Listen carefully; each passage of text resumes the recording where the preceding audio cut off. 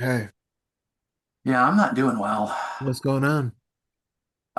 Several things.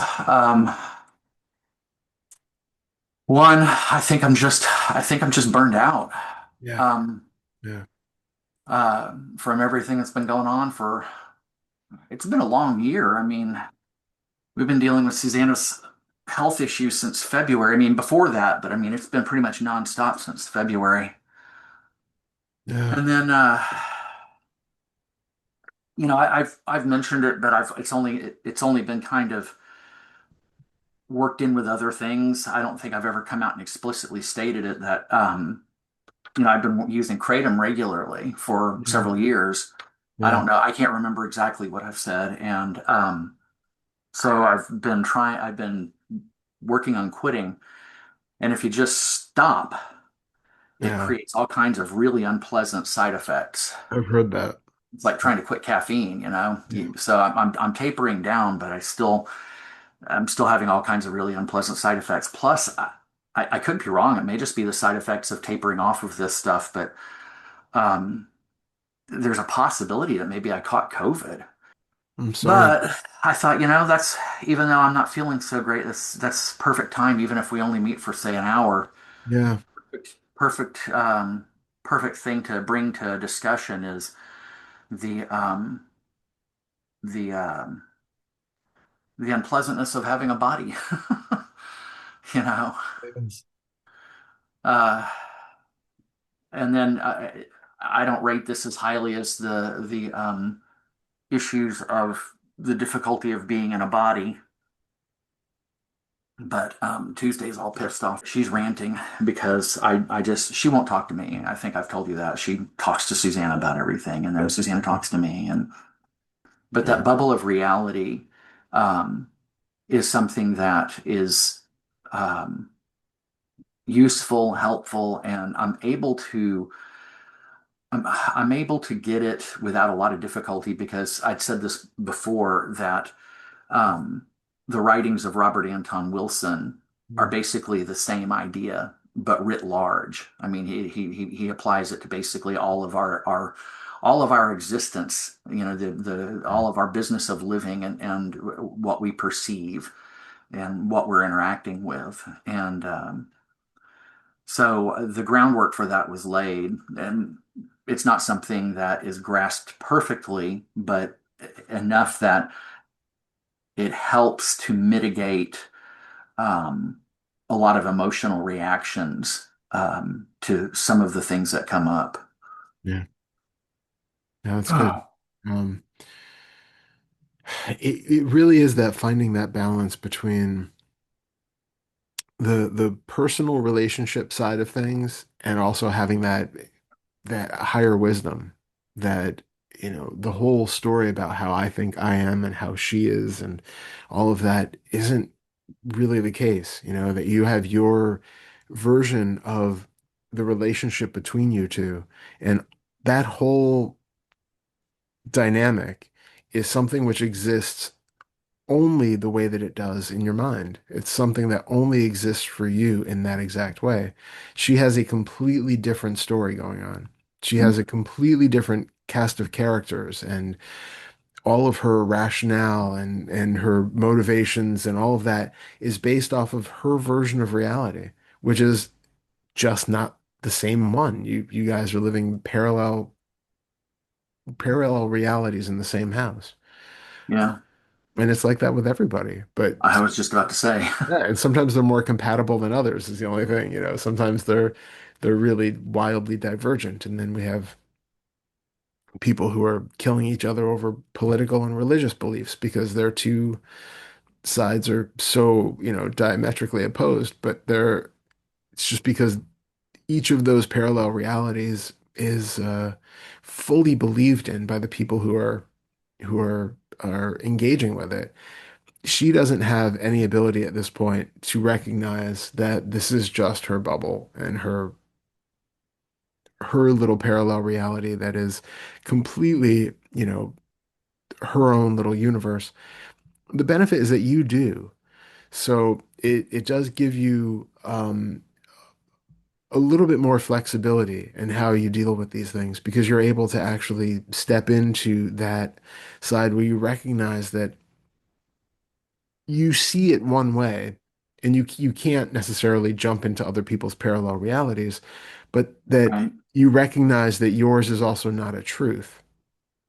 And that's where the freedom starts to come in because the more you get used to doing that, the more you see that okay, there is a baseline reality where she exists, I exist in some way, Susanna exists, the boyfriend exists, all of these characters exist, but they're like it's almost like if you have like an random metaphor, have like an art gallery and you have these like plain white mannequins that are in there. And then you have like projection mapping that map stuff onto those Mm, plain white mannequins, right? It's like yeah. everybody who goes in and we have our own little projection mappers that we're putting onto those white mannequins and seeing them the way that we want to see them or the way that we can't help but see them.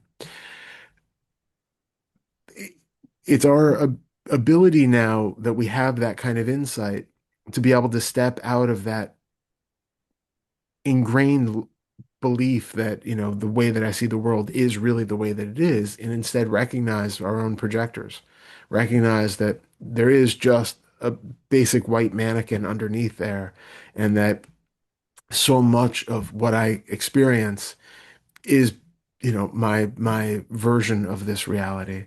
And then that recognition alone just takes so many of the so much of the bite out of it. You know,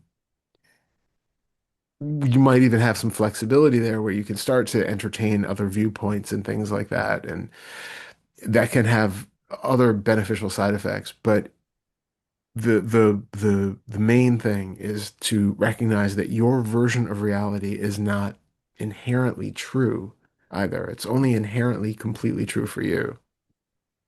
Well, that's the tricky part is that it's pretty easy to see how someone else is seeing the world through their bubble of reality. I mean, I understand probably better than say someone who's never come to this before that that the way I'm interpreting reality is just an interpretation, but there's still a certain um,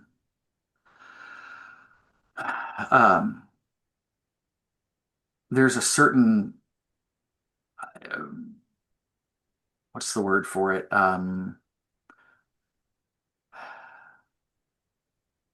Not verisimilitude, maybe that is the right word. Um, but it has a feeling of substance or realness to it, even though I know it isn't. And dissolving that from this point of view is is is a little bit more difficult. I mean, an example is I was okay with what they were asking for a period of time, and it kind of came and went, and then I couldn't get back to it. I couldn't get back to that point of view of where that was okay. And that's just one example. It may not even be a particularly great one, but you get the idea, I'm sure. Yeah, yeah. So, when something has that feeling of reality or truth to it, Mhm. how is that known to have a feeling of reality or truth to it? That's a really good question. Yeah, what part of the experience is added to it that gives it that proof that this isn't just some other, fleeting whim of the mind? Well, it's hard to say with certainty trying to access it right now. Um, but what it feels like, what I seem to recall, um, is a feeling in the body that there's some sort of bodily effect Hmm. that seems to be shoring it up. Good. Um, I mean, if you could bring to mind one of these things right now that would do it, it would be helpful. Because I'm Hmm. curious whether when because I suspect that that's accurate, that it is a bodily thing. And the question is it a bodily thing that has like an emotional an emotional counterpart or a Yeah. emotional label. Yeah, there's this tension in the body, and then there's this feeling of um, no, don't know what else to call it, this feeling of that being wrong. Mm, good. So if you just feel the sensation, just feel the feeling that's there, what about that gives you the indication that it has anything to do with whether something is right or wrong?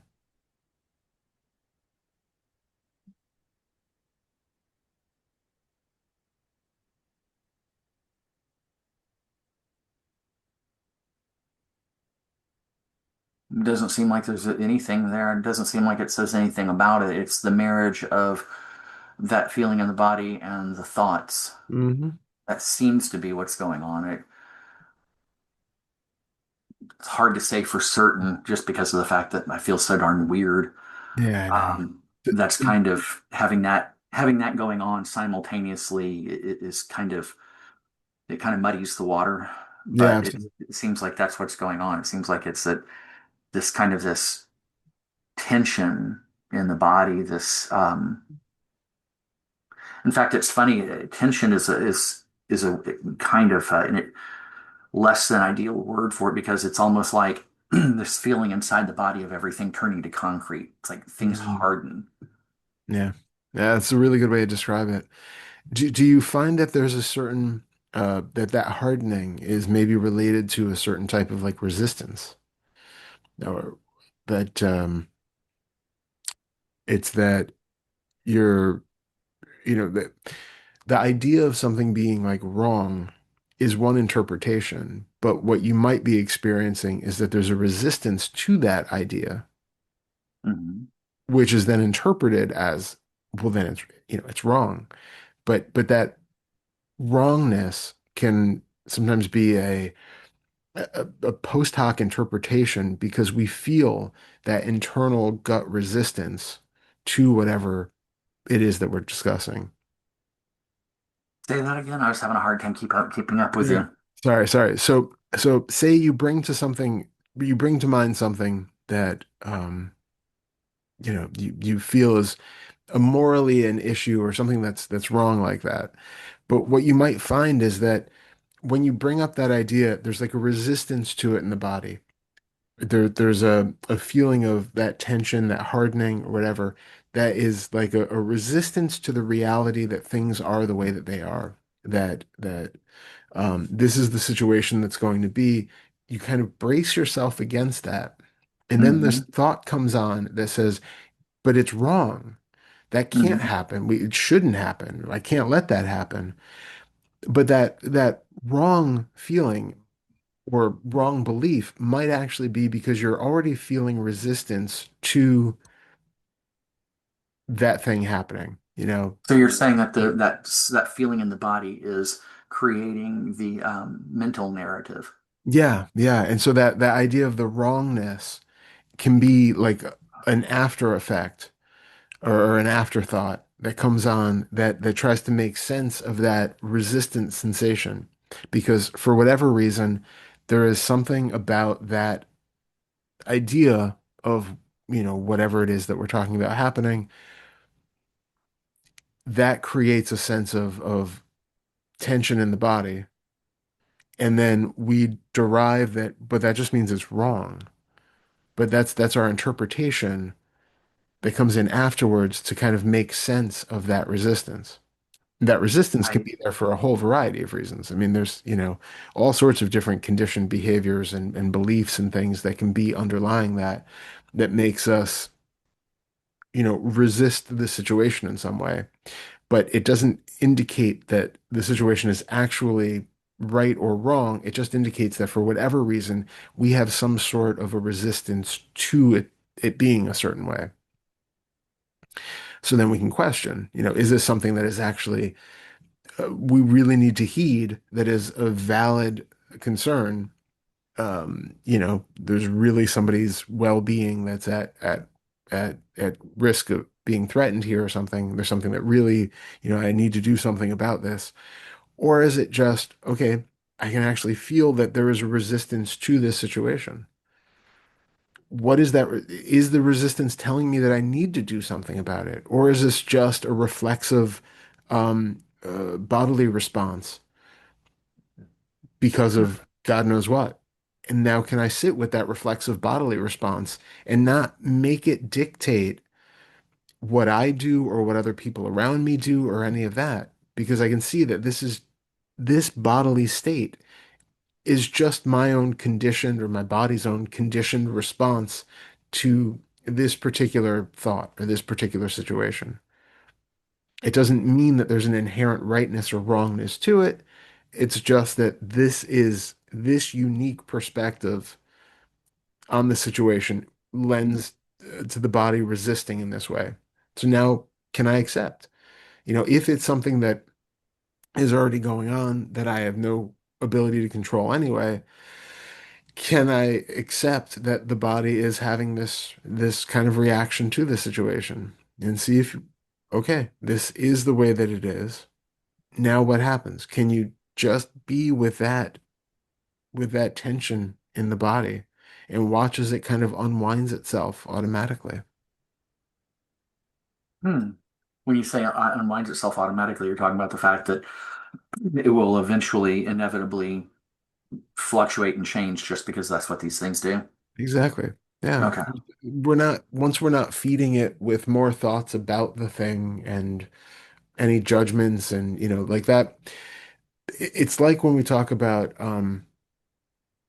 emotions and aversion and different things being like a feedback loop where you have like a thought about something and then you feel something in the body, an emotional response in the body, and then that triggers more thoughts about it and you get more sensations in the body. It's the same sort of thing. So if you have that idea of like something going on that for whatever reason is an uncomfortable idea, it creates a sense of tension or resistance in the body. And then the mind creates that sense of, but it's wrong. That sense of wrongness then justifies and reinforces that sense of tension in the body. And then you can get on that loop of justifying your own reality and why it's actually true.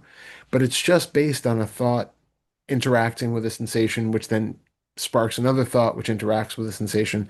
And it creates that, verisimilitude that you mentioned, where all of a sudden the world seems to have a certain reality to it. But it's just because of this interaction back and forth of mind and body feeding back, creating this sense of actual truth to the experience. Instead, when you just come down to the level of what things really are and how they're really being experienced in the body, how they're being felt, what the thoughts really are, how real they actually are, then it can just unwind itself because the feedback loop is being cut off. You have a microphone in front of an amp and you move it, the feedback loop cuts out. You're not having the signal continuing. Right.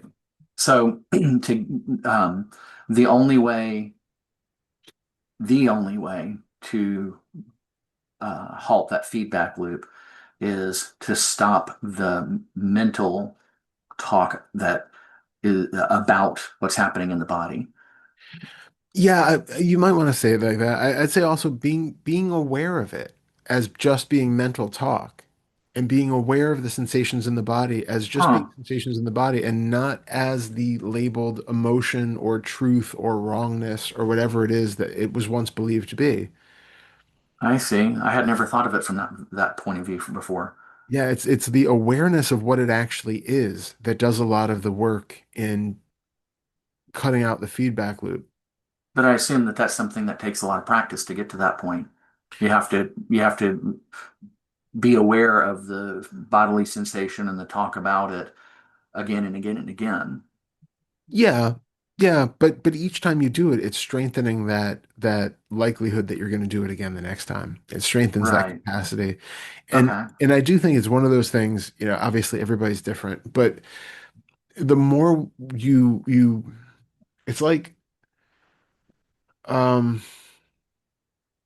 actually I heard this one just recently, which was a really good metaphor, not mine, Alan Watts had where he said like you grow up perhaps thinking that the moon is just a two-dimensional disk in the sky, and at some point you learn that it's a three-dimensional object, Hmm. you can still see it and it'll still may look two-dimensional, but you'll never really be completely fooled by that again because you know that it's actually a three-dimensional object. That's even more like sort of cognitive because you probably haven't actually had firsthand experience of the moon being three-dimensional, unless you're one of the few people who has like stepped on it. Um, Right. but when you really, the more you actually like recognize that this thing that I have called an emotion my entire life and have felt was absolutely a reality, something that has been plaguing my existence, anxiety plaguing my existence my entire life, deriving my behavior so that I have to constantly be avoiding it as though it is a real thing, which is making me move in certain ways and avoid certain situations and all that. When you start to recognize that this is just a pattern of sensation in a body, and there are just thoughts which are spontaneously arising based on certain conditions, it no longer has that threat of that, monster that is keeping me corralled in a cage. You start to recognize, oh, okay, I can actually sit with a beating heart. Oh, okay, I can feel that, there's tension in the chest and the throat. Okay, I can breathe. That's there. Okay, it's just since it's no longer anxiety, it's just a bunch of individual sensations and things. And then even when you're not thinking about it in that regard, the actual experience when it comes up doesn't have the same bite there, it doesn't have the same hooks that it used to, because now you're aware that these are just separate phenomena which are being interpreted as something else, and that interpretation no longer needs to hold. Well, my reason for asking about that, saying what I did, was that there have been times, even recently, where something will come up, and the way I look at it is, okay, this is just that program. Just Mhm. like a computer Yep. program running. Yep. This is that program running. And sometimes it helps. And even when it does, sometimes it only helps so much. There are other Mm. times where it's something that has such, um, I don't know, such an intensity to it that I can say to myself, okay, this is just a program running, but it still catches me, and it still knocks me off my feet and carries me away. So when that happens, because it is possible to have like using the moon metaphor, you can't actively go and check out the moon and see its three-dimensionality. So you're still relying on the concept that it's a three-dimensional thing. If we have that idea that, okay, but it's just a program and that's just at a conceptual level, then yeah, as much as we believe that new narrative, that's as much effect as it's going to have. I said that in a weird way, but the the only power that that narrative has is the belief that we put in it, right? If it's just at the surface of, okay, so this is a program that I've had, I can recognize that, oh, okay, it's a program. I've seen this before. Good. That's still at that level in the sort of belief realm. If we then take it one step further and directly contact the parts of that experience so that we can see, just like going and touching the moon and finding out that it's actually a three-dimensional object. It's like directly contacting the parts of that program as it shows up. And then that direct contact with those parts hopefully will be more effective at breaking down that ability that it has of just taking us over. So, for instance, like, can you give me an example of something that has come up that you're like, sometimes you can be like, okay, this is a program and it's fine, but then other times it takes off? Mm, hmm. Let me think. Um,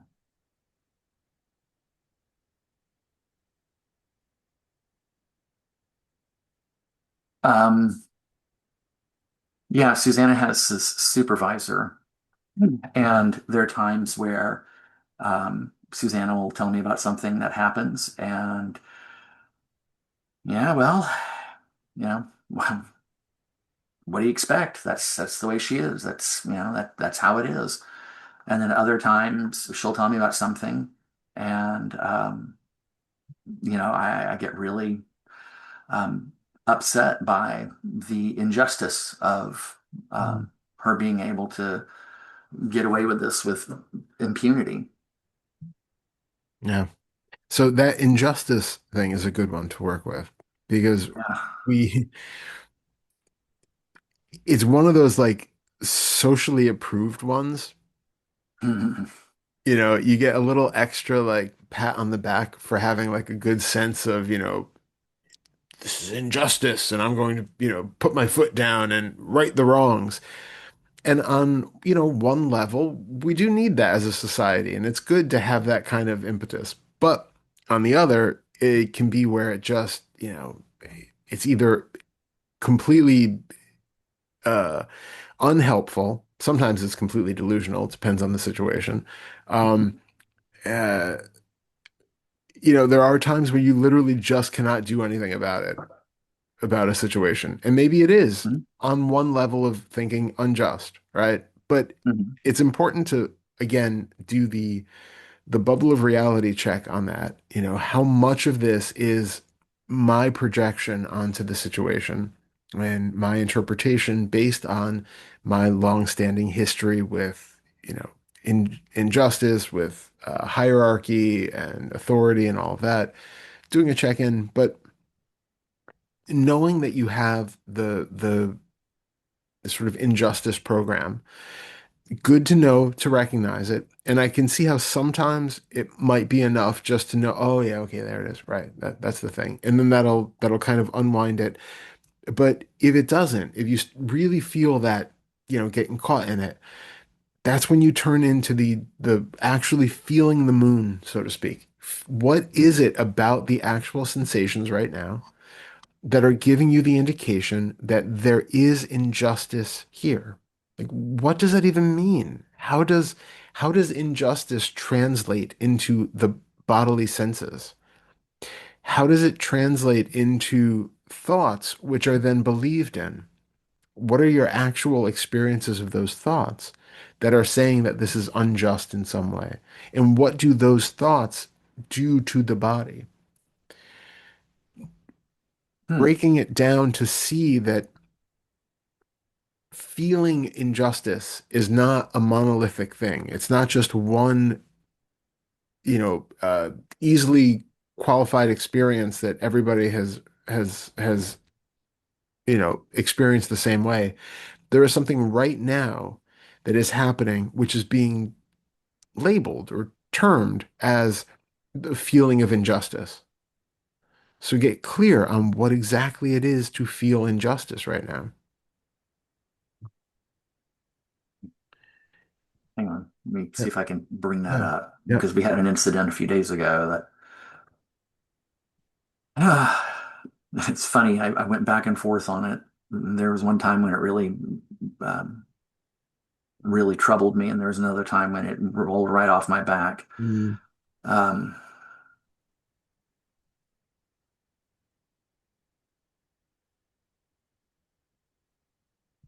I've got it as much as I think I'm going to be able to get it right now. hmm So when you bring that up, do you notice certain thoughts that come up first? Hmm. Let me see. Let me see if I can kind of re re re-stimulate it. Um,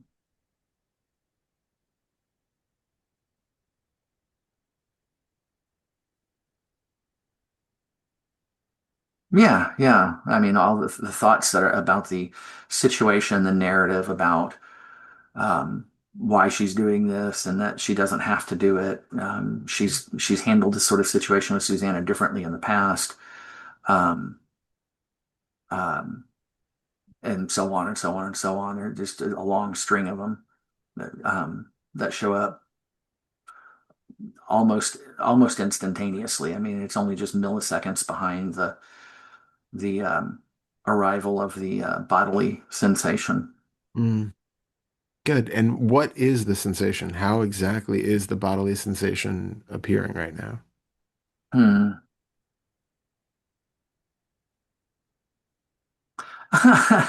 Curiously enough, it's almost identically, maybe even exactly identical to the feeling I get when Susanna had said to me that they wanted to spend the night, and then when it Mhm. keeps getting brought up, it's that Interesting. it feels like, if things have hardened. It feels like, something inside the body turning into concrete. Yeah. Yeah. So there's a sense of resistance too. Hmm. Both of these things.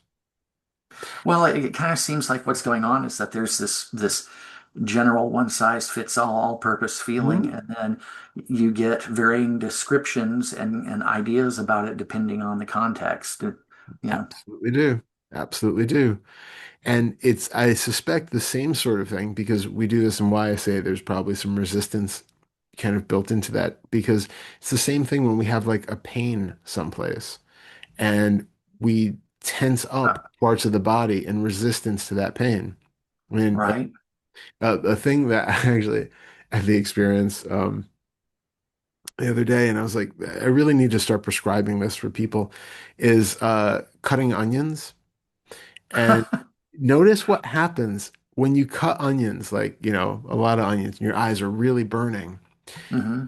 It's not just the eyes that squint and try to block out the thing, right? The body Hmm. responds by really tensing up a lot of areas that have absolutely nothing to do with Hmm.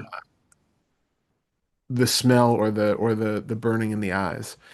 Um, and it's a really interesting experience to intentionally relax all of those other muscles because those muscles are just creating that resistance to the experience. It's making that into a painful, unwanted experience.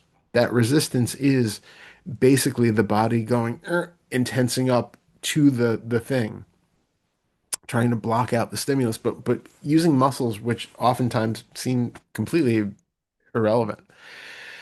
So if you can breathe, take a deep breath when that's happening, and you can realize you can relax and your eyes can burn at the same time, and it's okay. It's a completely different experience than when you're just and you're tensing everything up against it. Same thing with this.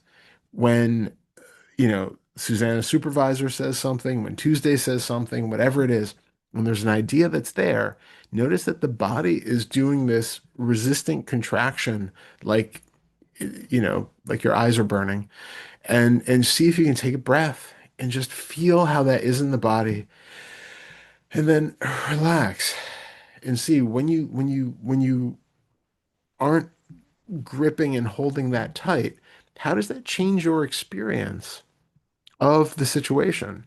How does that change the value of the thoughts that are there, or the interpretation of the thoughts that are there, or the interpretation of the situation itself? Hmm. Well, that'll take some work to do because when a charged situation comes up, those reactions are so, I mean, they happen in just a split second.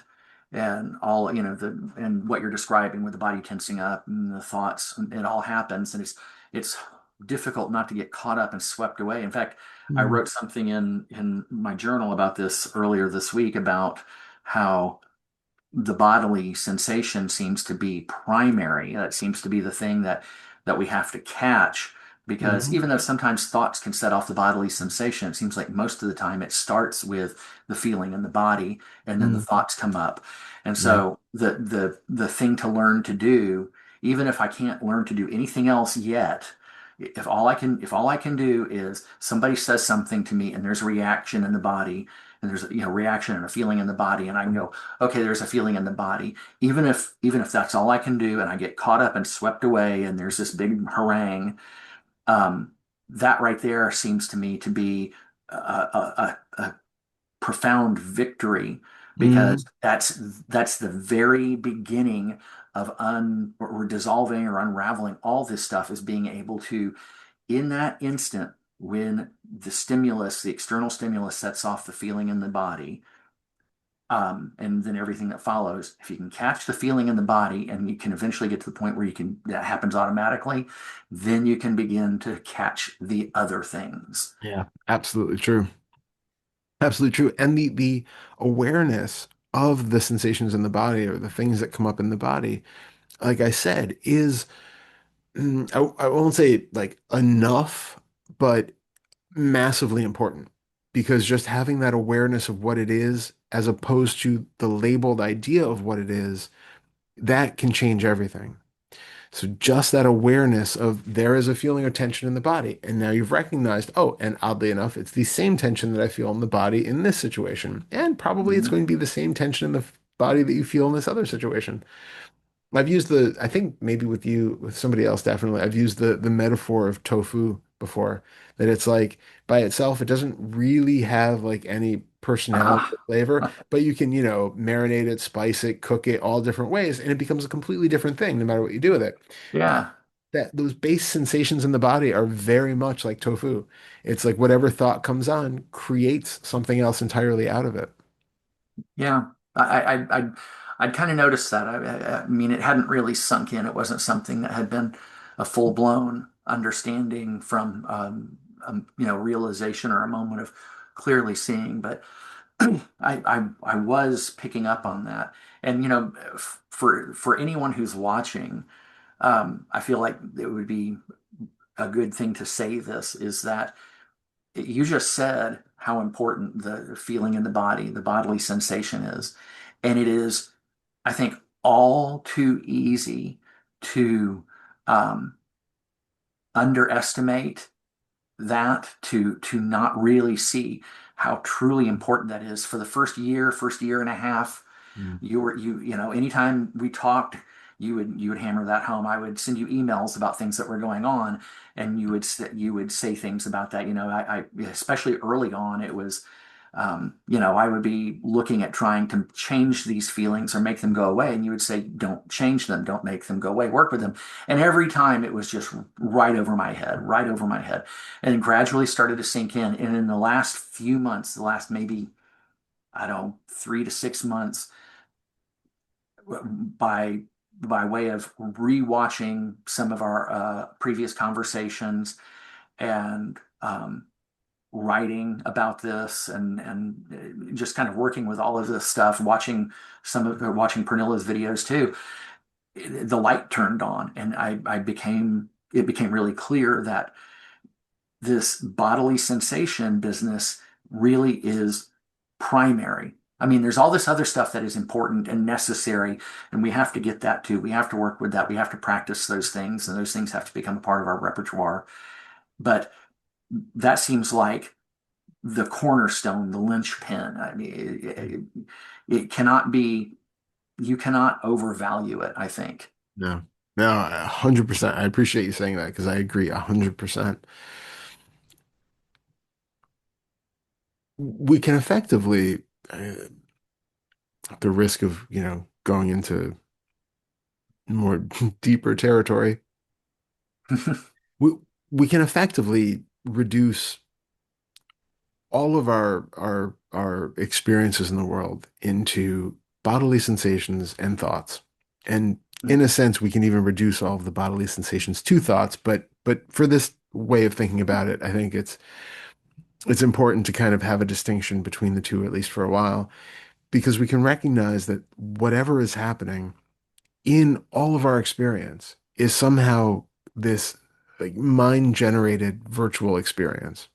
And the bodily sensation component is such a fundamental part of it because it is our like our in the virtual reality world, you have these like haptic suits, these haptic feedback suits. So it's like things Yeah, that yeah, you wear that actually give you that like, impact or whatever it is. yeah. It's because it's doing the work that our body normally does. When we're out in the real world, living a life, it's getting all of these signals in and it's interpreting those things in a way that it gives us that feeling of a felt reality around us. That I can believe that I'm holding a glass that is actually cold and hard and, made of glass, or that I'm touching a blanket that is warm and soft and made of fiber. All of those things that seem to be the real world out there are just our internal translations of electrical signals, things that are, being stimulated by contact of something and, these aspects of the body. But that felt sensation is what gives the entire experience of the world a feeling of reality, a feeling of density and temperature and manipulatability and the feeling of that I'm a real being in it.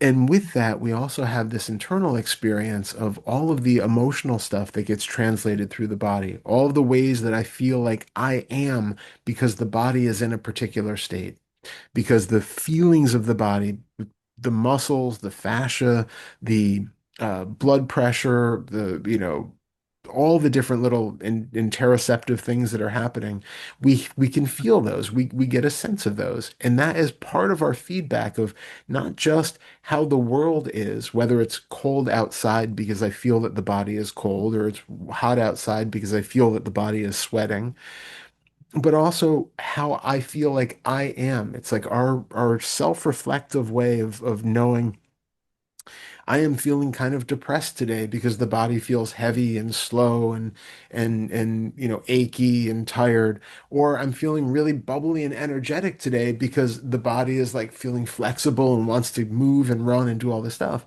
So the interpretation is I feel that way because the body Right. is exhibiting these symptoms.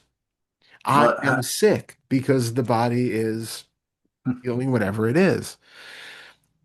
Those are the things that they're these shorthand interpretations because it's the way that the body is designed. The body mind is created kind of together as this unit, That's why there is a functional feedback loop because it is made to give information back and forth to create the sense of a world that we're in. But there's it lacks that inherent reality because it is just our virtual feedback mechanism. It is our virtual view of the way things are, our virtual experience. And when we take that feeling in the body, whatever it is, be it emotional or just, what we would think of just purely physical, being sick or tired or hungry or whatever else, but we make that into the I am that, that's when we get that extra delusional sense of I built in because now there is somebody there. It's not just a body that is hungry. It's an I who am hungry. Um, in other languages, like French, it's that I have hunger. Like I am in possession of the hunger, you know? The body is hungry. The body is needing something. Who is this I who is hungry right now? Where is that one? There's the entire experience of everything is this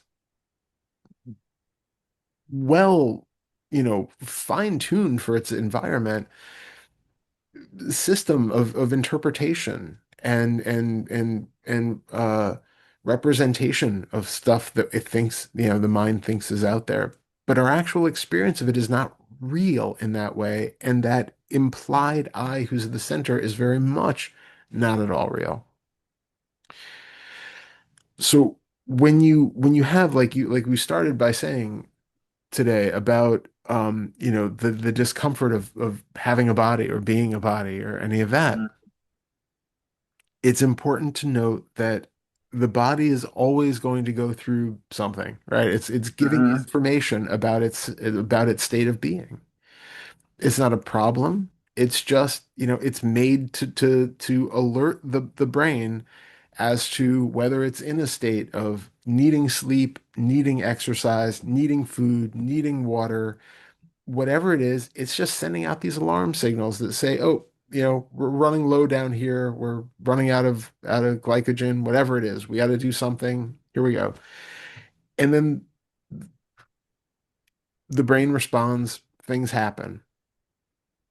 The personal part of that is where we go awry. The idea that I don't want to feel hungry.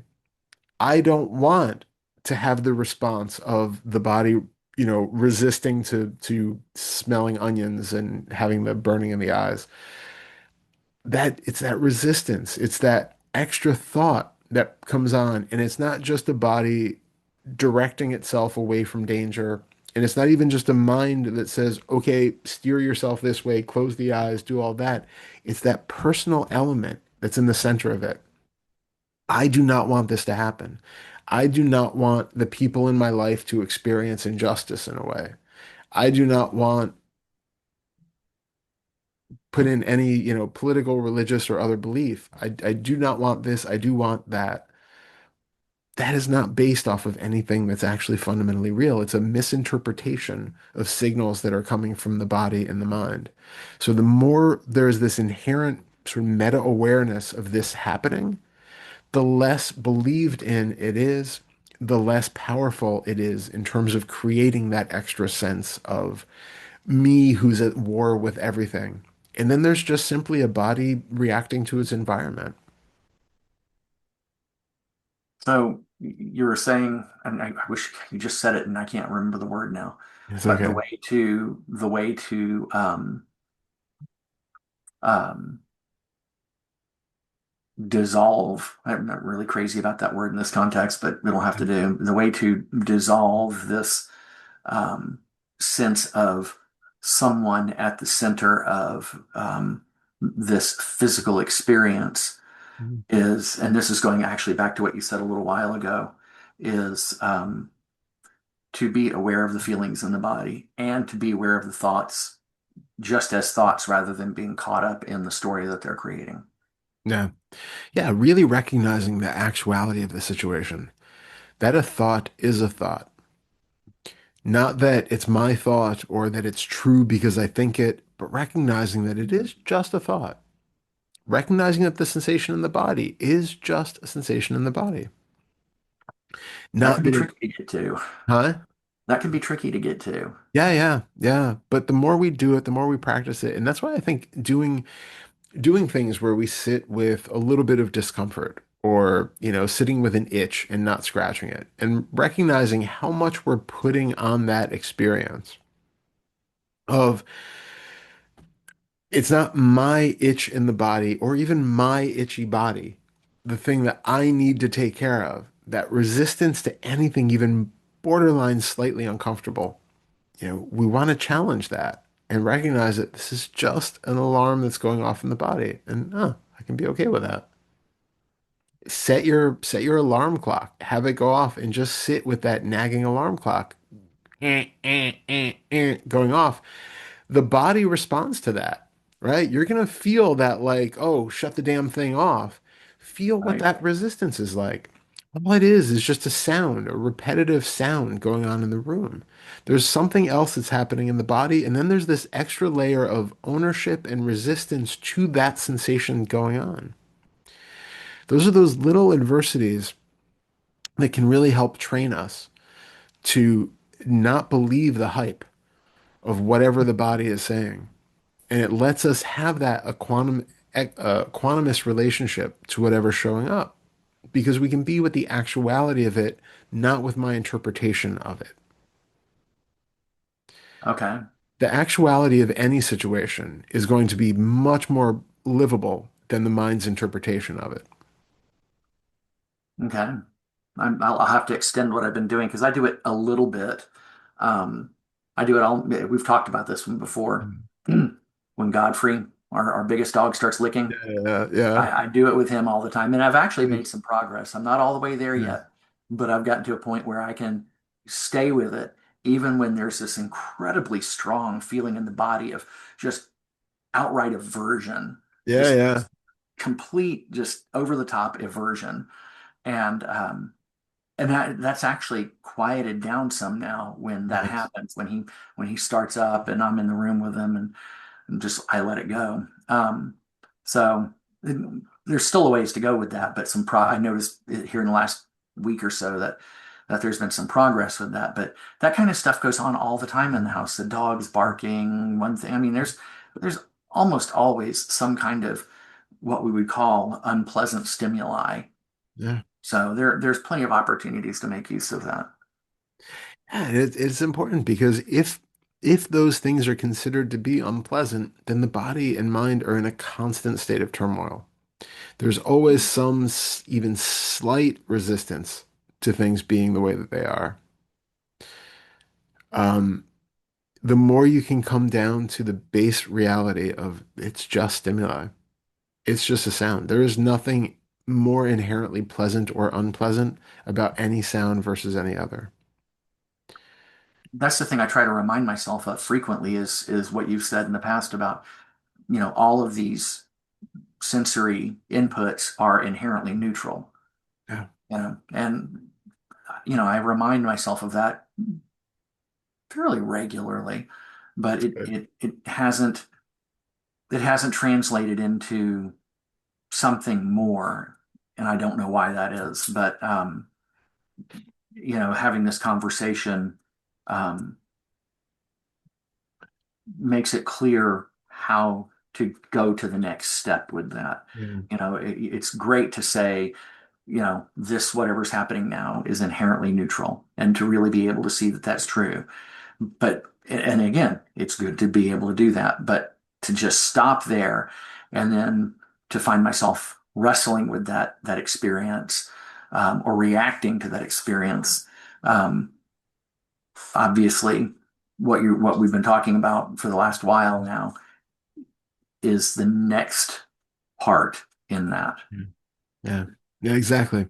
Um, it is easy for people to pick that up as another belief that, well, okay, everything's neutral. Okay, everything's neutral. Everything's neutral. And like just say it as a mantra, but it's not necessarily going to do that much. It's really, like you said, about actually feeling something that has traditionally been considered to be really unpleasant or uncomfortable, and then truly feeling it as neutral sensation. So that is a fully lived experience of just, oh, that is really neutral. I get that. Things to note on your way there are check in with your breathing. Are you Hmm. holding your breath? Is the breathing tight and shallow? So if something is uh, experienced typically as being a bit uncomfortable, we tend to kind of hold our breath. We tend to Right. Yeah. notice if there is tension in other parts of the body, as I've said. There are things which are used as those feedback sense, experiences from the body that are telling you that something is uncomfortable. A lot of that is also because we're holding our breath, we're tightening up our abdomen, we're tightening up the sternum, we're feeling tension in different parts of the body, the shoulders are tightening, something like that. Doesn't mean that the original sensation that we're talking about is uncomfortable at all, but the body is in a state of like suspended holding, which becomes uncomfortable. It creates its Mhm. own sort of extra layer of uncomfort or discomfort about it. So in that situation, hold whatever the original stimuli was. If it's a sound that you really usually can't stand, if it's an itch, on your leg, if it's an ache somewhere in the body, check in, hold the sensation, hold on to the sound, hold on to the feeling, the itch, whatever it is. We're not doing it to distract from it. Hold Hmm. that, but also then breathe. Take a couple of slow, deep breaths and allow that parasympathetic nervous system to kick in. Relax that tension that you have. Relax the breathing so that you have this more slower, regular, relaxed breathing, still holding on to the sensation. And notice how that changes your relationship to that sensation, whether it's a sound or an itch or something else.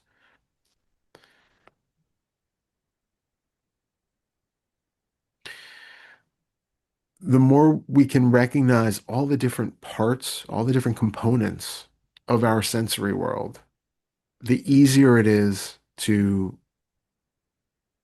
not get caught up into believing that any part of that experience is inherently the way that I have believed it to be or interpreted it to be. So when you realize, oh, wait, I haven't breathed in 5 seconds, well, that might be part of what's giving you that indication that something is wrong here. Breathe and see if that thing was really the issue or if it was that you were no longer breathing, Uh, you know?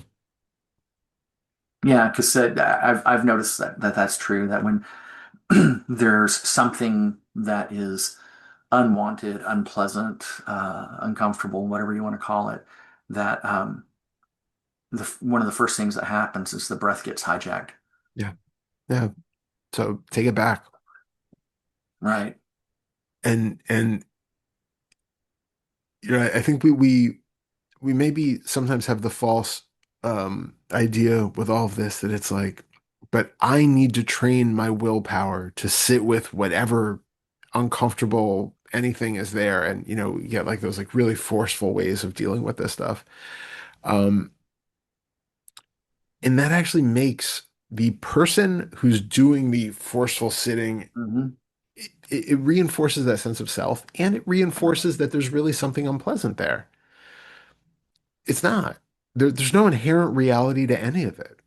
All we're doing is just disassembling experience to the point where we recognize that there is no inherent reality or inherent truth to any of it.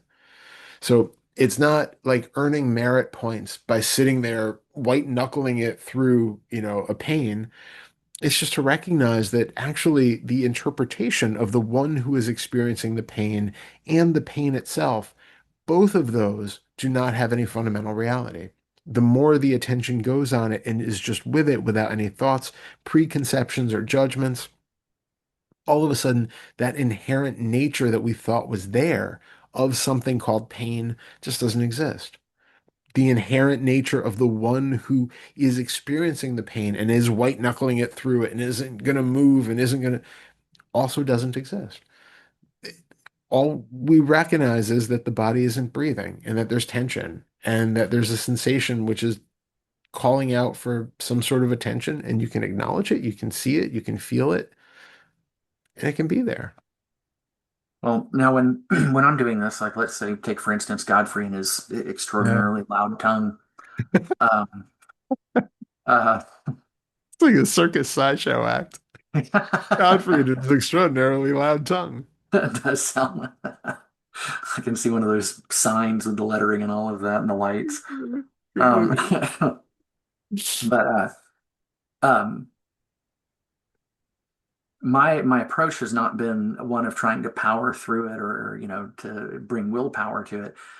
The way I understand it, and I'm wondering if I'm missing something here, is that what I'm trying to do is coexist with it Mm. and allow that unpleasantness to come up so that eventually the mind learns to understand, oh, there's nothing unpleasant here. That thing that I'm telling myself is not really true. That's just a conditioned response, and this is just a sound that's neither good nor bad. Mm. And just by repeated exposure to that sound, learn learn to come to a place where that sound isn't a problem, and the mind stops generating that story about that god awful sound. Yeah, Is so that that right? Am I yes, on? yes, but Okay. I think we could go a bit deeper. Um, Okay. Part of it is also that you're not really reacting to the sound. You're reacting to your body's state when that sound is being heard. I was overlooking that. Yeah, so it's not just adapting to the sound so that it's like, okay, I can be with the sound because it is helpful on one level to recognize that it is just a sound. Like it is just that, right? It is just Right. sensation. It's just sound. Whether it's inherently pleasant, unpleasant, good or bad, that's completely put on it by the mind. So one thing that you can do is exactly as you said, is just be with that sensation of the sound itself, the sound sensation, and just let it Hmm. be and see what happens. But also the important thing is to go into the body and to recognize that when you're hearing that, you are feeling a lot of uncomfortable stuff in the body. Now, can Hmm. you, while still hearing the sound of his incredibly loud tongue, can you also take a deep breath, allow the body to unwind some of those knots that it's holding while hearing that sound? So you're still hearing the sound, but you're intentionally relaxing the body to show that it's actually okay. It's safe to relax and hear that sound. Hmm. This sensation, this tension in the body isn't a necessary accompaniment to that sound. This is something that's been a learned behavior that for some reason it gets triggered when that sound is started. This sensation is here. Okay, now I'm breathing. Now I'm really present with not just the sensation of the tongue, but also the feelings that are arising in the body. Really intently aware of if there is contraction someplace, if there's that feeling of concrete hardness someplace, just Mhm. be with that too. Feel that and recognize that even that is not inherently unpleasant because you're running away from the licking sound because it creates an unpleasant sensation in the body, which means you're now just running from the unpleasant sensation in the body. The licking sound is effectively, the scapegoat for it at this point. What the problem is that in certain situations, the body responds in such a way, and that way that it responds has been deemed uncomfortable. So I will leave every situation or stop every situation that makes me feel this because I can't accept that.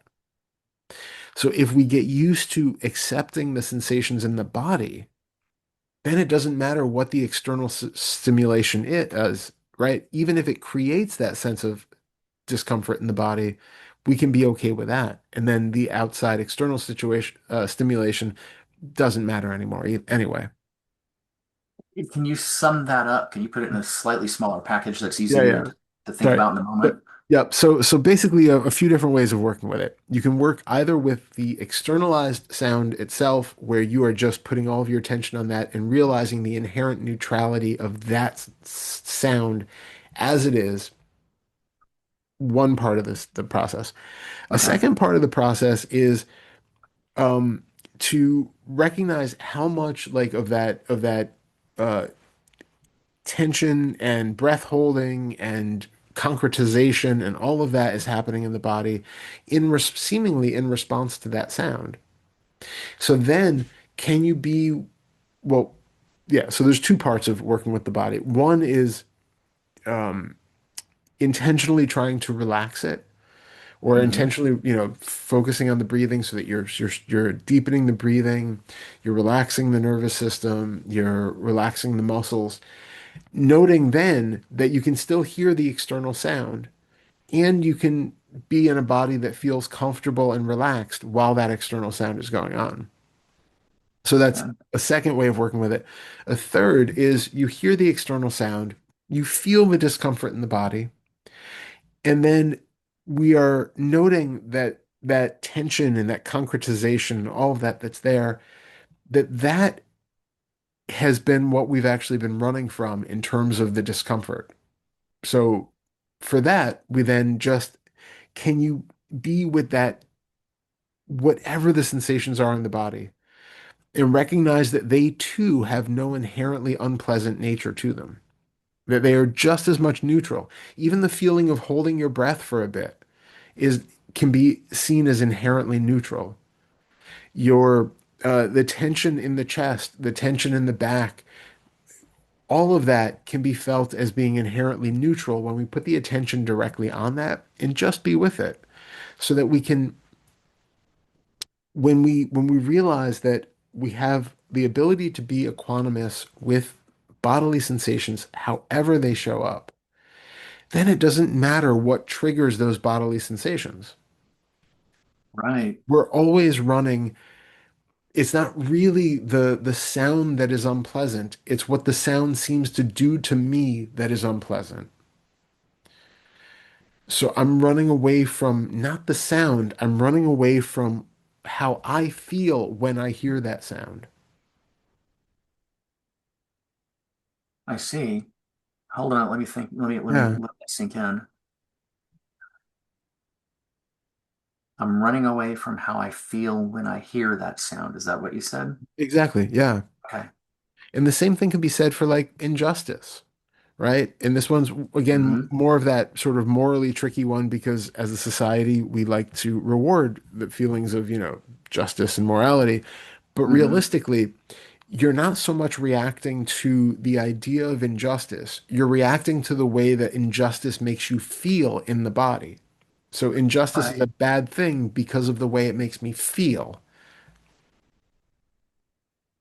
So there are three things then. The first one is to note the neutrality of whatever the The thing is actual outside experiencing. stimuli seems to be. Right. The second one is to relax the body when we're experiencing those things Yeah. and relaxed with the stimulus. Exactly. So And you're then, training yourself that actually I can be relaxed and hear or see that or, imagine injustice and I can still breathe while injustice is happening. Okay. That's an improvement. You know, that's good. One step. okay. And then the third one was, Noting that just like you did with the outside sounds, to recognize that they are inherently neutral and that they are, you can equanimously be with that external sound because it is inherently neutral, neither pleasant nor unpleasant. You can do the same thing with even the uncomfortable sensations in the body. That no matter what it is, whether it seems to have an emotional root or a physiological root of like, a broken leg or an itch or a burn or something else, or the that it's a relationship to some external stimuli that's happening. Uh, you recognize the inherent neutral of even those unpleasant sensations in the body, so that you're really developing that equanimity that no matter what is happening out there, even if the body still, for whatever reason, responds in old ways, because it's basically what it's doing, right? It's like it's either mhm. trying to protect us from something, and some of it may be well adapted, some of it may not be. Some of it may be because of past history, some of it may just be the way that we are biologically wired as human beings. Whatever it is, when it shows up, is that matter of, okay, it's here, feeling it, it's fine. It's okay that it's here. I don't have to remove myself from the situation because the body is responding in this particular way. So the three things then, to sum them up really briefly, Yep. one is noting the neutrality of the external stimulus. Yep. The second one is relaxing the body and being relaxed with the stimulus. And then the Yeah. third is to note the neutrality of the sensations in the body and to be with those. Spot on. Okay.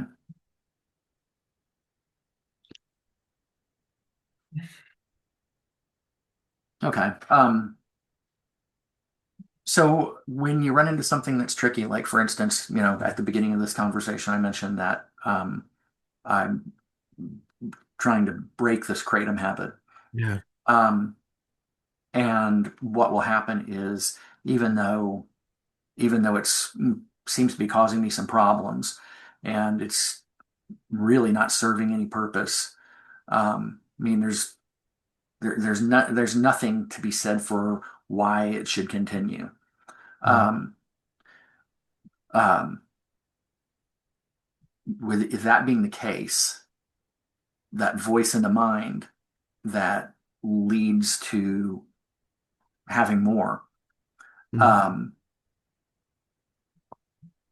I can see it come up and I can see it for what it is, and I can see that there's this thought, and there's also the body getting involved in the act, and these two things together, and I can keep them separate for a while, Mm. and then what'll happen is I guess you could say I kind of fall back to sleep, and those two things become one again, Mm. and that voice in the mind that says have more winds up having authority or being believable, or I'm not sure how to describe that accurately. And there it is, Mm. engaging in that behavior again. Yeah. And so I'm thinking about what we've just talked about and how this is internal situations or internal stimulus, internal sensations, and being noting the neutrality of that experience. Um, is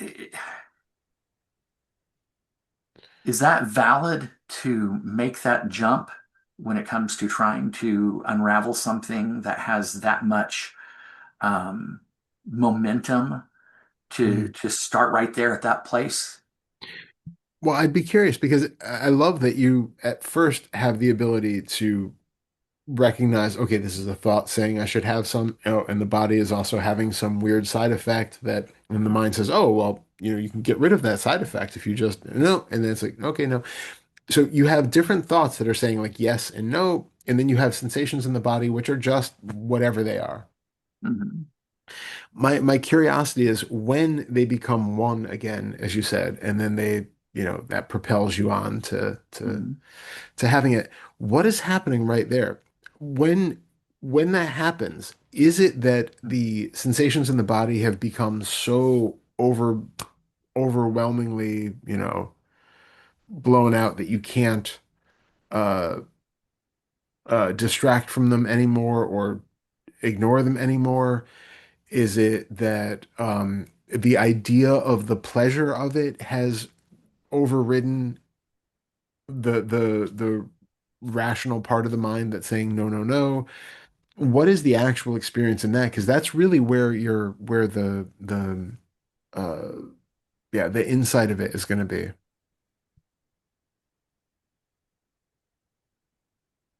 Well, here in the last couple of days, there has been some portion of it that is, um, enough of trying to just be with what's happening. It feels like it's getting to be too much. Mm, Um, there's definitely not any pleasure to it. I mean, it's long since gone away. It's really more of just a maintenance thing now, and I didn't even realize it until I started trying to quit. mm, Um, because I just quit cold turkey. It's like, okay, enough. And then got about halfway through the day and like, holy cow, what's going on here? Um, so I'm trying, well, what else is going on there?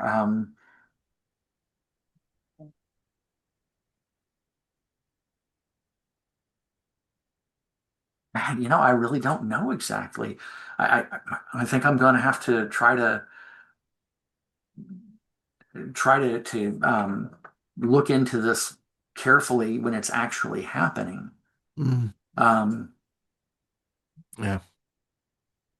I mean, I don't know. I mean, it may be a non-issue because it's gotten to the point where there's such aversion to it that Mm, all that's happening is just enough to keep the unpleasant side effects at bay.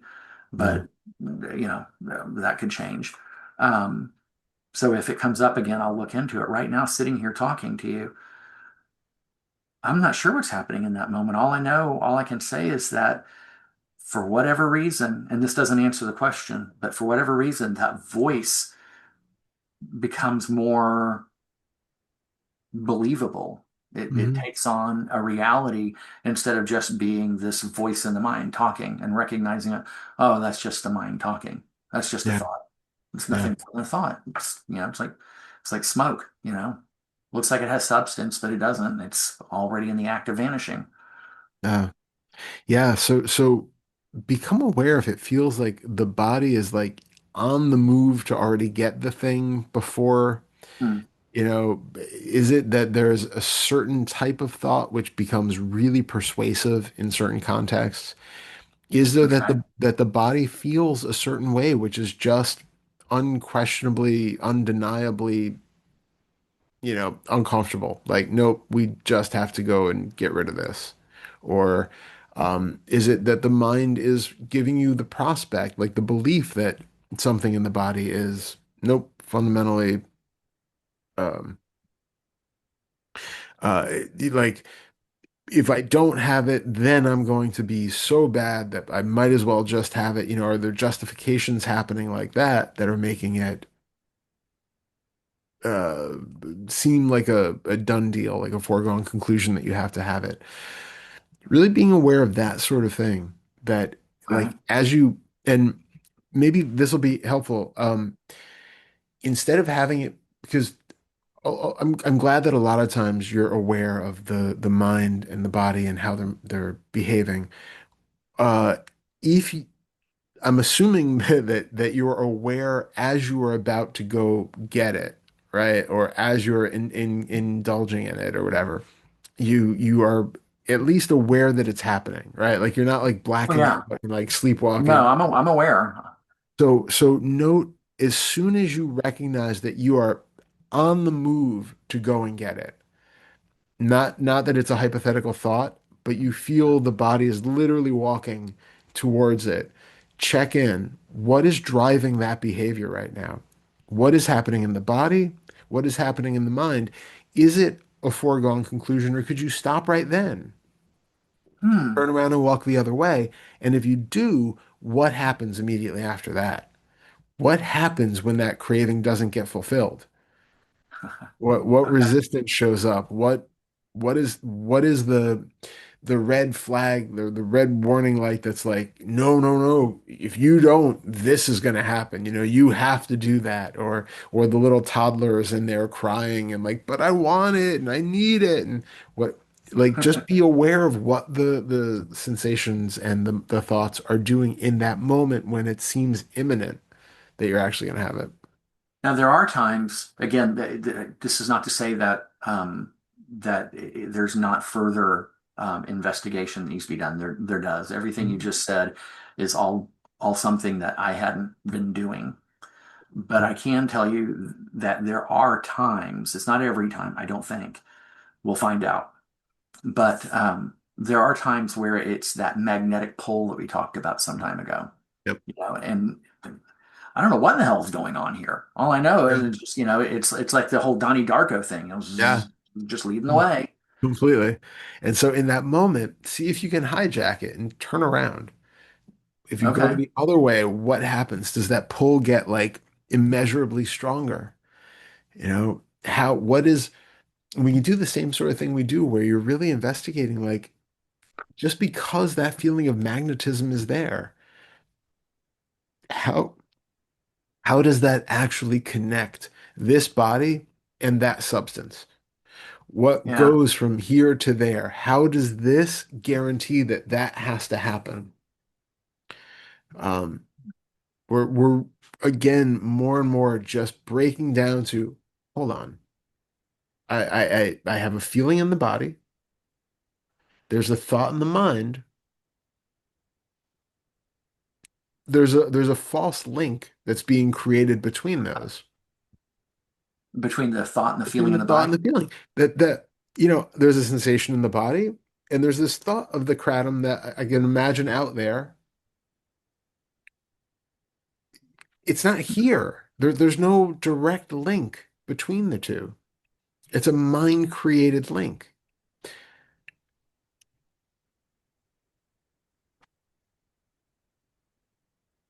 Huh. It's just like the mind created link between that tension in the body and injustice, or the tension in the body and the externalization of what you don't want Tuesday to do.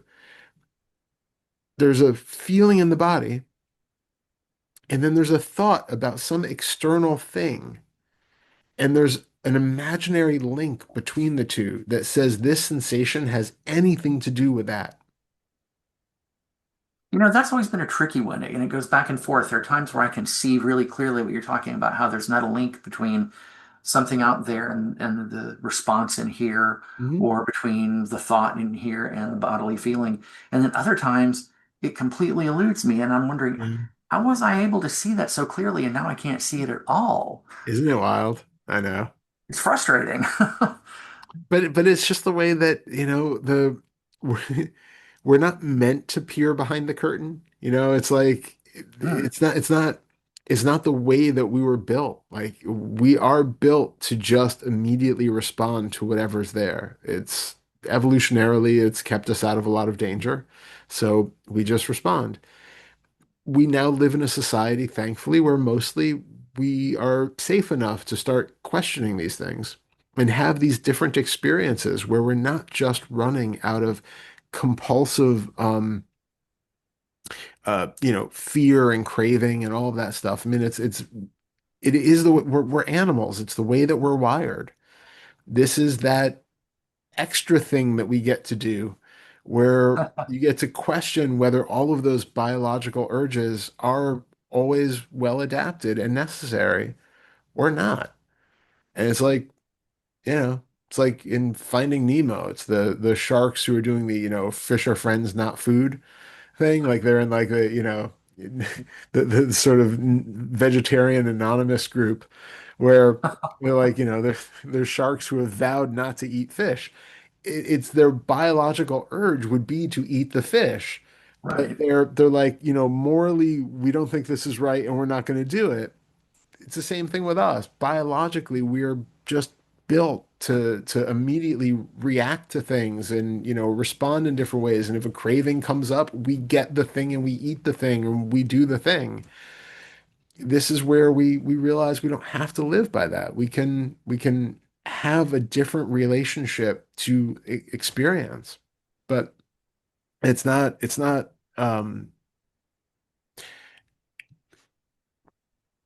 we're rewiring things in a way where it's not like our normal way of behaving. And most of us have spent decades just living the normal human way.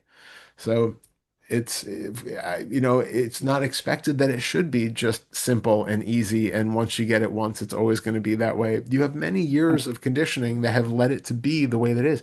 You have many, many thousands, hundreds of thousands, millions of generations of biological creatures before you that have made it so that you are acting in the way that you're acting now. This is new patterns of behavior. Well, I can accept that answer. I mean, that makes sense, and I don't have any difficulty with that. Having said that, I feel like Steinbeck, tell me about the rabbits again, George. Um, uh, tell me if you would again. Let's go over that again Yeah, about the reality of the lack of connection between something out there and in here, or things in here, whichever the case. yeah, yeah.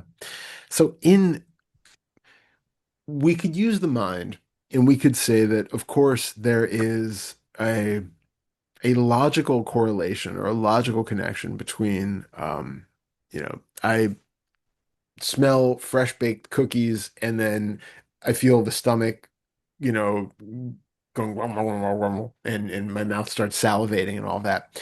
And there's of course a biological reaction there where there's what we're well, okay.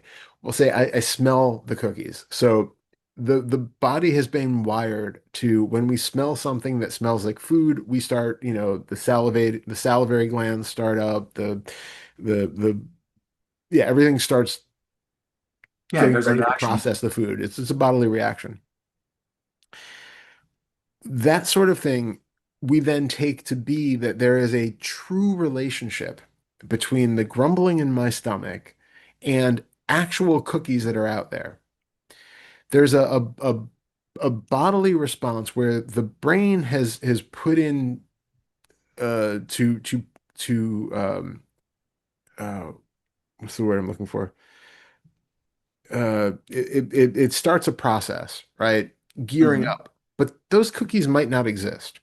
It might be like when you go into like um uh certain stores and stuff, they like, pipe in the smell of something that just makes you want to buy or makes you feel comfortable. So it might just be the smell of a cookie. There's no actual cookie out there. There's no direct connection between a cookie and your needing to eat that cookie. It's a biological response to a smell that triggers a sensation in a situation in the body, which has sensations, which has, all these different things. The actual cookies out there might not even exist. They aren't directly connected. But even at that, we can still say that there's some sort of a biological, understanding. There is some connection there that we can make. What we're really talking about most of the time when we say that there's no connection between that is because there is a when we're talking about having a craving for something, it's not just the biological response in the body. It's not just that the belly is grumbling and that the mouth is salivating. It's that there is this seeming pull or necessity to have that thing. The mind is creating this imaginary bridge that says, because the body feels like this, I need that. I need to get and eat that. The body, again, if we smell just fresh baked cookie smell, the body doesn't know that the cookies don't actually exist. There is no actual necessity to get the cookies just because the body is in this state. This is just the body preparing for something which might exist in the case that they get it, but it doesn't. It's like every time that you get sexually aroused, you don't have to have sex. You don't have to have an orgasm. It's just something that the body does to prepare in case this is where this next moment is going to head, right? Right. We learn, hopefully, that, every time we get sexually aroused, we don't have to do something about it. Every time we get a sensation in the body that seems like, ooh, cookies, we don't have to go and get the cookies because there is a connection there which does not actually exist. The body might be preparing because there is some external stimuli or something which seems to be alerting it to the fact that it exists. But the need to then have that is imaginary. It's created by the mind. That link between what is here and the need to fulfill that is completely a mind created bridge. So oh, I thought you were done. Well, you feel free to, because this is like about things that are like very specifically like, they're like the body is preparing, and that's the more like sort of bigger, grosser level of what we're talking about with these things. But did you have a question or a thing about that before? Yeah, because where I get hung up is I can see that there's not a real connection between the feeling in the body and whatever believed, perceived idea about having a cookie or whatever. That I can see that those two things don't actually have a real connection. That's just how the mind's interpreting what's being felt in the body. Where I get hung up is that sense of smell um, creating a reaction in the body. That seems like a honest to God, verifiable series of connected, interrelated cause and effect. Yeah, And that's which that's what gets me stuck. yeah, which is true. That part is true. That's why I use that Okay. example because that part of it is. We have like biological explanations that you could say, this part of the brain gets triggered and this and it. Yeah, that you absolutely can. It's the difference about now there's sensation in the body. How does that relate to anything that's out there? Right? The priming of the body in a certain um, situation can be just cause and effect, absolutely necessary. You're, absolutely unconscious, just it's part of our wiring. So you haven't eaten in 20 hours, you smell food, your stomach's going to growl, you're going to start salivating. That's just biology. It's the way it is. The question is whether you need to do anything about that. Then there's this Right. feeling that, oh, I feel this. I have to have that. Let's flip this slightly just for Yeah. sake of clarity. Yep. Something that's a little more potentially abstract. Yeah. Um, let's pick Pernilla's favorite coworker, Janice. Yes. So you walk into the room and Janice says something snotty about you to someone else, not even Yep. directed to you. And Yep. you hear it, and there's this reaction in the body. And Yeah. you want to go over and you want to give Janice what for? Well, Yep. now hearing it and the feeling in the body, we can say there's a definite connection there because a Yep. sound was heard, even though there's an interpretive process. Yep. Yep. Because if we didn't speak English, we'd hear it and we wouldn't have the slightest idea. But we'll set that Exactly. aside. That there Yep. is a connection there in that there's something making its way through a sense door in the Yep. body. There's a feeling in the body. But where it's an interpretation is that really bad or good? Or do I even need to do anything about it? That's where Exactly. the imaginary connection is. Exactly. Okay, Exactly. that I can Exactly. see pretty easily. Good. Yeah, exactly. It's the first half of that where I was always getting stuck. Yeah. Well, and there is a slight difference between like physiological reactions based on hunger versus Mhm. a coworker saying something behind our back.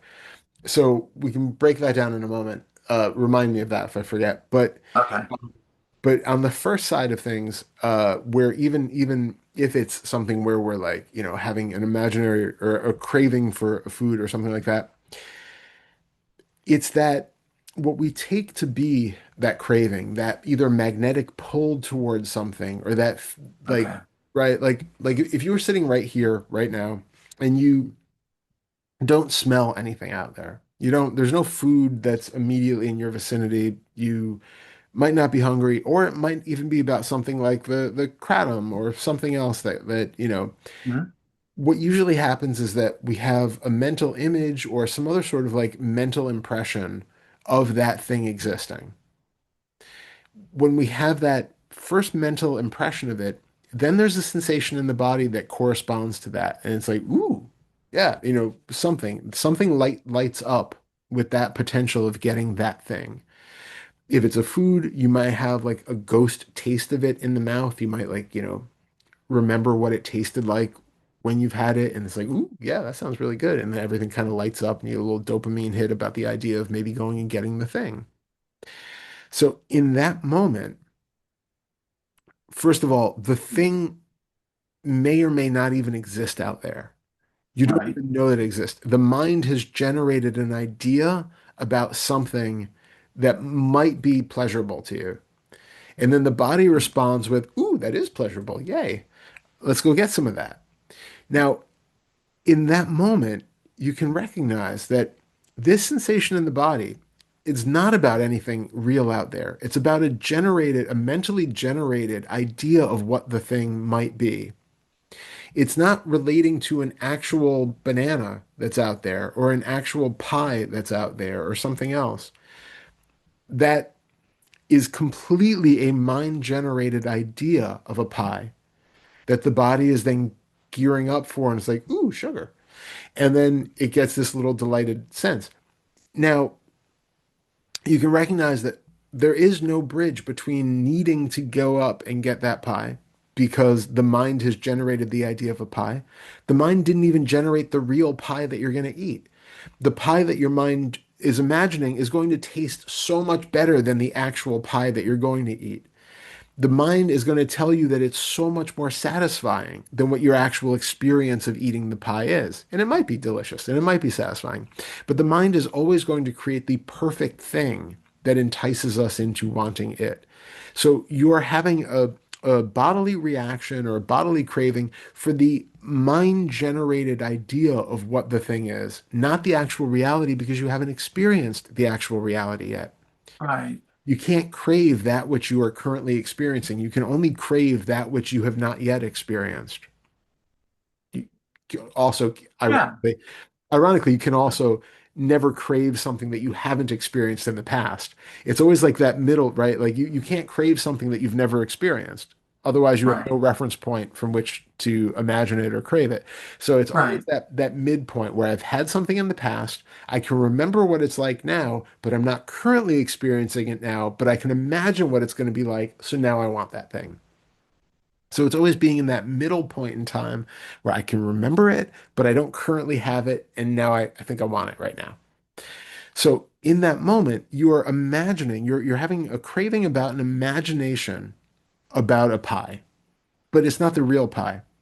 So there's no connection between what the actual experience is and the actual pie out there because you are not connected to that pie. You have no interaction with that real pie that's sitting on the kitchen counter.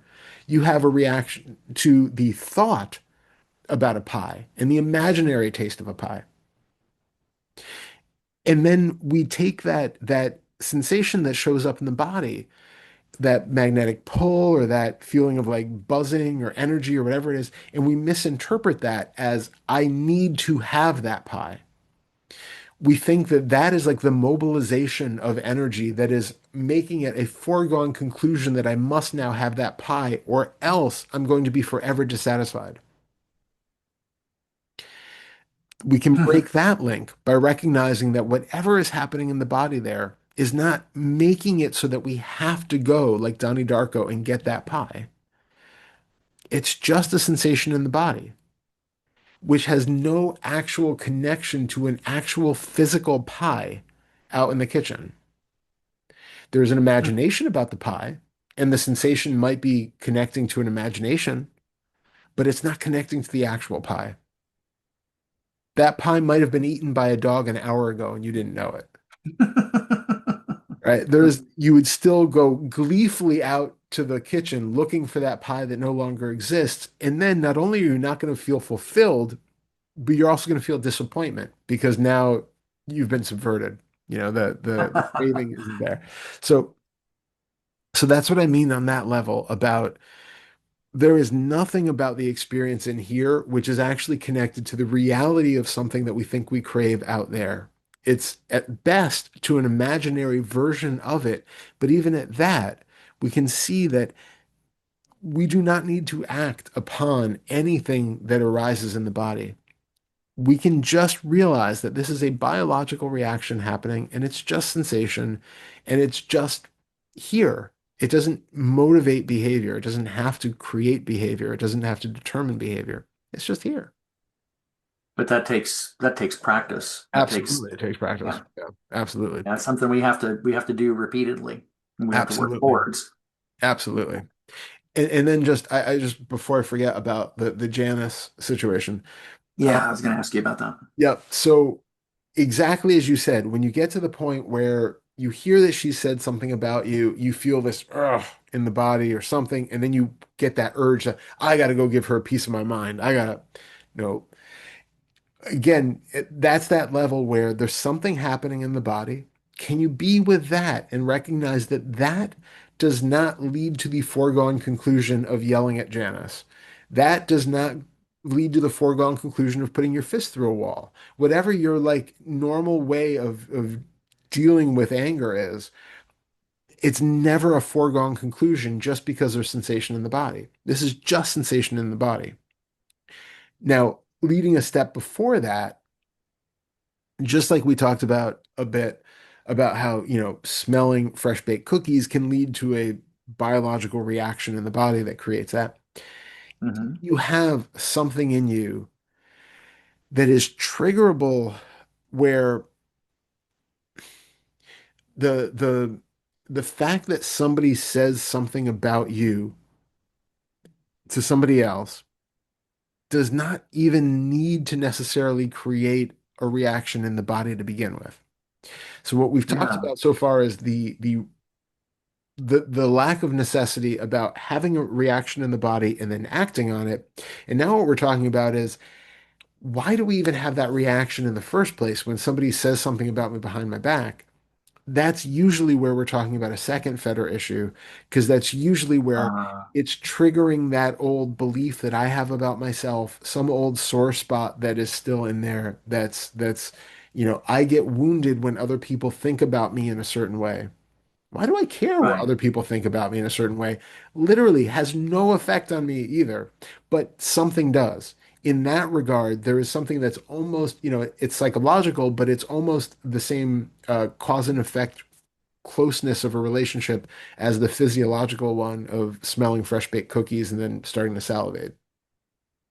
So for that, we do the second Feder work to find out, well, why exactly is it that it bothers me so much when somebody says something about me out there? What do I really believe about myself? Where does that come from? How am I thinking that about me already or something to that effect? And then as those things start to heal, then you're less and less affected by people talking about you anyway. You can see that's their Mhm. bubble of reality. That is literally just that is Janice's interpretation of how she sees me, which is not accurate. It's how it reflects all of her conditioning and all of her beliefs about how she sees me. I am just that plain white mannequin in a room like we talked about earlier, and she's projecting all of her beliefs onto me. That's it. This is completely neutral in that regard.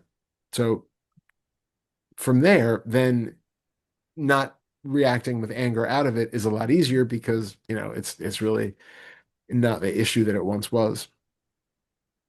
Well, and I'm kind of in a stuck between two worlds because the work that you had suggested I do, um, I did a lot of that for a Yeah. while. I mean, I can't remember the last time I did any reparenting. I mean, it hasn't been a terribly long time, but it hasn't been recently either. Well, no, actually, now I think about it, there was something I did a few weeks ago, but that was the first time in a while. Um, and then the affirmations kind of come and go, and I think that there's been some degree of complacency because there has been some improvement. I mean, those things don't hit me the way that they used to all the time. I mean, sometimes they do. There are Mm. some situations where it can really stimulate that. activate it to a uh, pretty strong degree. Mhm. Um, then there are other times where it just rolls right off my back. Yeah. Um, and with Tuesdays, there's the added wrinkle of the fact that she reminds me so much of my younger sister, who had Mhm. such an ability to press my buttons. You know, um, But you see it, that's not a coincidence, right? It's your projector. It's your uh, you have, right? Like I've always been struck by how I remember like in high school, I had this idea that there were only so many molds for people, and we were all kind of like you can see certain patterns and certain types, and even like yeah, facial features and things like okay, that's that mold, and that one's from that mold, and that was I've like noticed that too. I never described it to myself that way, but I had noticed that. I always thought it in terms of limited genetic imagination. that's a great way to put it too. Yeah, I always thought it was just like, oh, they got stamped from that one and that one and that one. And it was really funny because I went from going to, high school to substitute teaching in the same high schools that I was in. And I realized after, however long, I was seeing kids in the hall who I was like, didn't I go to school with them? And it's because like they looked so identical to other people who were there when I was there. hmm And I think in some cases it was like genetically because now like, people are having kids and like their kids are already in the schools and they're, so they're probably relatives of but the point is that we tend to like see people based off of our perceptions of them and hmm we have very limited uh as you said, imagination, maybe not genetic imagination, but like limited imagination for how we are seeing those people. And so we tend to group them into that one kind of reminds me of that one. They have a certain amount of traits, and then boop, they get stuck with all of that based on our conditioning, the way that we see it, the way that we interpret other people's behaviors and words is based off of the projections that we're doing based on our history and our conditioning. And it's really important to remember that we often experience things where people who this person really reminds me of that person in such a way. It's because you are uniquely seeing that person. And I know we've talked about where Susanna also sees it too, but again, similar conditioning patterns, right? You're seeing certain traits that are reminding you of certain people that um when you have a little bit of that, we tend to then uh, kind of globalize it out to more about that person. hmm. Do you know? So there might be certain things that she reminds you of with your sister, and then the likelihood is that all of the beliefs and you know, uh, oh God, I'm so bad with words today. Uh, Resentments and things that you might have held for your sister are being kind of sublimated onto Tuesday because of those little things that she reminds you of. We tend to kind of bring all of the feelings that we had about those traits with them. It's not just that you're neutrally noticing, oh, it's funny, she does the same thing as this, and then it's just like a neutral recognition. There's weight to that, right? It's affecting you in a way which is similar to how your sister affected you. I had never thought of that before, and I see what you mean. It has the added wrinkle though of the fact that she looks and acts so much like her. I But mean, but it really is uncanny. but that's the thing, right? Again, it's like some of that is going to be possibly true, but some of it is also going to be your interpretation, which then really exaggerates those similarities Oh, I see what you're saying. and makes them really relevant for you in a way where you're not seeing her, you're seeing her filtered through all of the history that you have with your sister. Right? Tuesday doesn't get to be Tuesday who looks a little bit like her and has some of the traits. It is really being exaggerated by your perceptual system. Well, don't get me wrong, I don't mean to challenge you, but Yeah, you have yeah. to see pictures of the two of them to Okay. see how much she looks like her aunt. Yeah, yeah. I get that. And that's, you know, totally legit possibility as well. But your internal interpretation of that still is going to be Yeah. different than, right? Like I could see pictures of both and be like, oh yeah, I see the resemblance. But you are going to have a much stronger relationship to that resemblance than I will. You have a lot of history with the sister Hmm. also being dragged onto Tuesday, right? Your interpretation of her, let's say it this way, your interpretation of Tuesday's behaviors now, I'm Hmm. sure would have been different had you never had those experiences with your sister. Yeah, because I wouldn't have that frame of reference at all. Um, I see what you're saying, and I guess it's something I'll have to pay attention to because um, it can be really surprising how she has the ability to um, she'll say something that's really barbed in just one brief thing, and yeah, now that I'm thinking about it, it's not exactly like my sister because fortunately Tuesday does not have the ability to Krista could see your flaws, your weaknesses, and very quickly come up with a very small number of words to throw at you to put that weakness or that failing in the worst possible way and in a Yeah, way that really hurt. I mean, yeah, really just, I mean, it went right to the center of your being. yeah, Tuesday doesn't have that. It seemed like she did. Now that I'm talking it out loud, I'm realizing she does not have nearly the facility or the accuracy or I guess that's it, facility and yeah, accuracy with words that her aunt does, yeah. fortunately. Yeah, fortunately, that's a good thing. Good trait not to have picked up. But that's the point is when, Tuesday is throwing out whatever barb she does, it's not just that statement. It's every barb that you ever received from your sister that's being Mhm. triggered and compounded and added to by that. It's being, your relationship to Tuesday is being colored by the way that you felt every time you got a barb from your sister. The barbs from Tuesday are felt and interpreted in a way that is more intense than they, might be. That's something that God,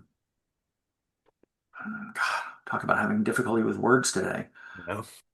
How how does someone go about um, dismantling that?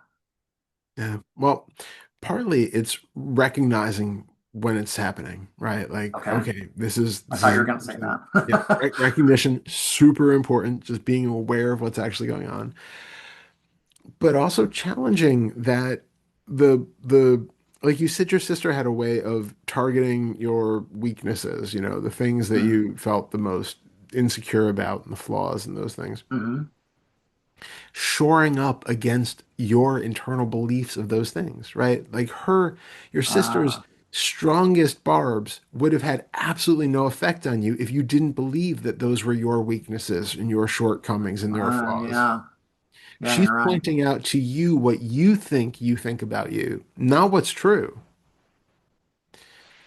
So anytime that Tuesday or anybody else says something about you that seems to hurt in that way, it's because it's still believed. Nobody can insult you if you don't believe what they're saying.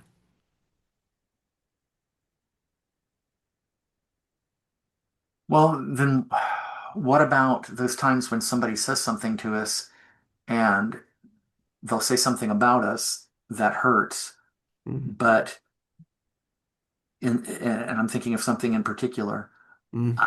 I don't see myself that way. I don't believe myself to be that way. Having said that, I will say that Mhm. it's something I don't want someone to say about me. I don't want Yeah. someone to see me that way. Yeah. Is that all it takes?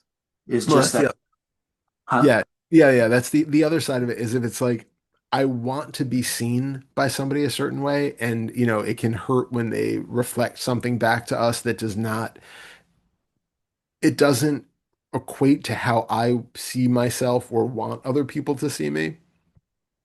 It's also then relevant to really question on that point, is it really true that I don't see any aspect of that in myself? Because a lot of times it's something where we are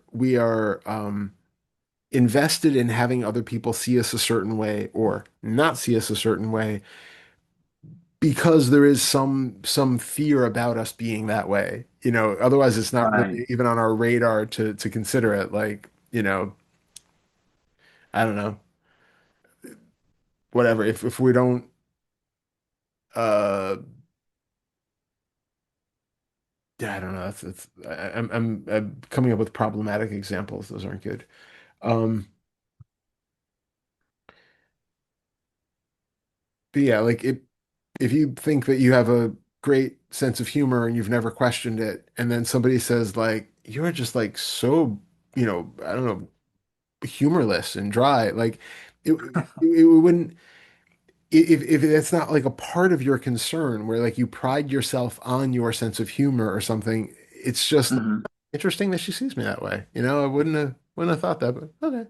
But for it to be something where you're like, oh God, I'm so hurt by that, it's because you have to sort of pride yourself or have some investment in being seen as being a funny person. It might not be that like I feel that I'm super not a funny person and I want them to see me as a funny person and it reflects back to me that I'm not a funny person when they say that I'm, have no sense of humor, but it's that I have an investment in being seen a certain way and they're not reflecting back to me, and so that becomes problematic. So then the question is, why does it matter how other people see you? Why does it matter whether they think that you are funny or not? That's the deeper question that that's pointing to. I see. Hmm. Um, I thought there was something else, but I can't think of what it is. I'm too brain dead at this point. I mean, we started off with you saying like maybe you could sit it out an hour, and we've already gone over two. So Yeah, yeah, yeah, we're right at the 2 hour mark. well Well, I done. think this is probably as good a place to stop as any because I mean, I'm feeling better than I did when we started out, Yeah, and I'm glad. it was interesting because when we were talking about the sensations and such, I started breathing, and I think that Um, I was doing exactly what you're describing, where I was holding my breath and struggling and resisting against what was happening physically. yeah. Um, and so it seems like that helped things get better, but at the same time, my energy is not what it normally is. And I can kind of feel myself just needing to lay down and not move for some period of time. And you should definitely respect that and actually honor it because you Yeah, really have. You had a lot going on this year, and it's absolutely understandable that you're getting physically burnt out and yeah. emotionally and No. mentally burnt out. So, All right. Well, I'm going to go take it easy. All yeah, please do. And I'll see you next week. Yeah. See you next week. So, all right, have a good one. All right. Take care. Talk to you then. You too. Bye.